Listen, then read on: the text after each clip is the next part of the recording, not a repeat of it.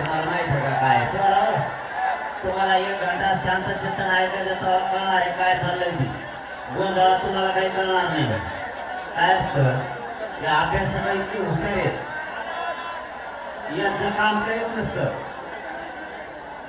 यांचा काही संबंध नसतो हे फुकट खुशारके आणणारे लोक आहेत सगळं आंदोलन आपल्याला करावं लागतं जीव आपल्याला जाळावं लागतो केसेस आपल्याला घ्यावं लागतात शत्रू अंगावर आपल्याला घ्यावं लागतं सरकार अंगावर आपल्याला घ्यावं लागतं इतर जातीचे लोक अंगावर आपल्याला घ्यावं लागते पण आपण त्यांना मोठेपण देतो तर ते मार्गासाठी घडते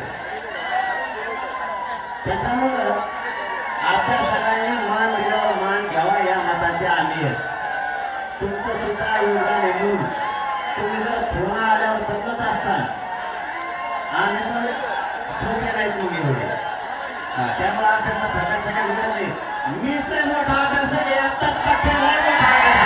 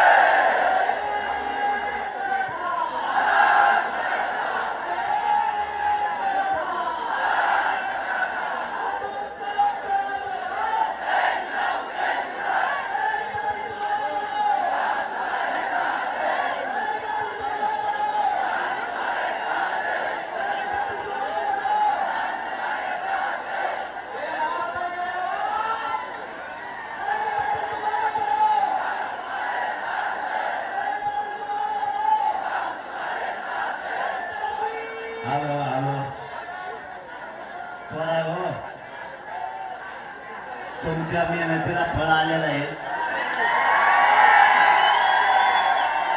तुम्ही काही जरी बोललं खोटे नाटे माहिती दिली विश्वास ठेवू नका तुम्ही उचित असता आपल्याला उचलायचं नाही जर सरकारनं काही चुकीचं केलं तर तुम्हाला शब्द देतो जर ह्या JR मध्ये आपली फसवणूक जर झाली खालचा आयोग जो होईल हैदराबाद गॅजेटचा मी तुम्हाला शब्द देतो महाराष्ट्रात एक बी मंत्री नेता मी फिरून देणार नाही एवढं शब्द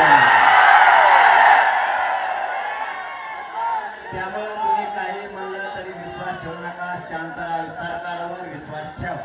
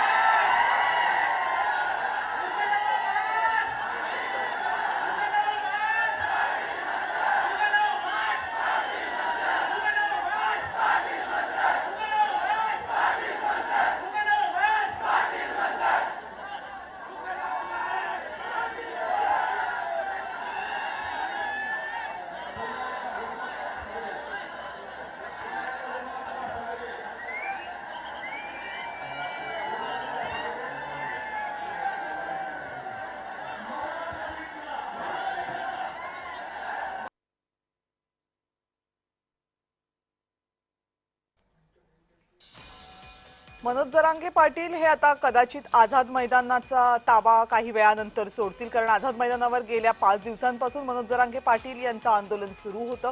आज सरकारच्या शिष्टमंडळानं मनोज जरांगे पाटील यांची भेट घेतली आणि त्यांच्या बहुतांश मागण्या मान्य केल्याचं मनोज जरांगे पाटील यांनी म्हटलंय। अर्थात हैदराबाद गॅझेट लागू करण्याच्या संबंधात जरी सरकारनं आश्वासन दिलं असलं तरी फक्त आश्वासनावरून आम्ही आंदोलन संपवणार नाही, आम्हाला जीआर हवाय अशी मागणी मनोज जरांगे पाटील यांनी केली। तासाभरामध्ये जीआरचा कागद आमच्या हातात ठेवा, त्यानंतरच आम्ही आंदोलन संपवू, 1 तासात मुंबई खाली करू असं मनोज जरांगे पाटील यांनी सरकारच्या शिष्टमंडळाला सांगितले। सरकारमध्ये असलेल्या 3ही पक्षांचे नेते शिष्टमंडळामध्ये सहभागी होते। यामध्ये उपसमितीचे अध्यक्ष राधाकृष्ण विखे पाटील यांनी मनोज जरांगे पाटील यांच्याशी चर्चा केली। याशिवाय राष्ट्रवादी काँग्रेसचे माणिकराव कोकाटे, शिवसेनेचे उदय सामंत यासह मंत्री शिवेंद्रराजे भोसले आणि इतर आणखीन काही मंत्री सुद्धा आणि नेते सुद्धा या शिष्टमंडळामध्ये सहभागी होते। सगळ्यांनी मनोज जरांगेंशी चर्चा केली। 2 प्रमुख मागण्या होत्या। मराठा समाजाला कुणबी म्हणून मान्यता द्यावी अशी मागणी मनोज जरांगे पाटील यांची होती।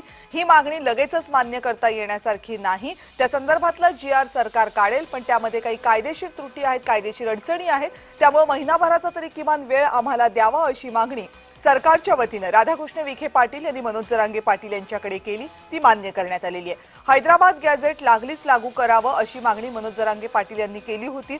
याशिवाय सातारा गॅझेटच्या बाबतीतही मागणी करण्यात आली होती। हैदराबाद गॅझेटच्या बाबतीतली मागणी मान्य झालेली आहे, मात्र सातारा गॅझेटची मागणी मान्य करायला आणखीन काही वेळ लागेल असं सरकारच्या वतीने सांगण्यात आले। मनोज जरांगेंनी मान्य केले।